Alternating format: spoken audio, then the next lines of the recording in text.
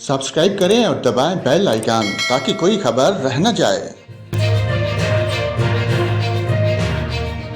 और नाज़रीन, यहाँ पर आपको मुल्क भर के मौसम की ताज़ा तरीन मालूमात से आगाह करते हैं। आपको बताएं, मुल्क के बेशतर इलाकों में मौसम सर्द और खुश्क, जबकि बलाई इलाकों और शुमाली बलूचिस्तान में शदीद सर्द रहेगा। पंजाब, खैबर पख्तूनख्वा के मैदानी इलाकों और बलाई सिंध में शदीद धुंध का सिलसिला जारी रहेगा। खिता पोठहार में सुबह के औकात में कहर पड़ने का इम्कान है।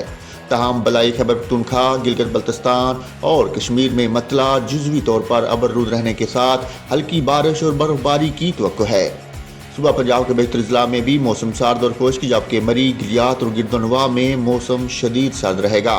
लाहौर, शेखुपुरा, गुजरावाला, नारोवाल, सियालकोट, फैसलाबाद, सरगोदा, उकाड़ा, साहिवाल, बहावलपुर, बहावलनगर, मंगला, मंडी बहाउद्दीन, जोराबाद और डेरा गाजी खान में शदीद धुंध का सिलसिला जारी रहेगा।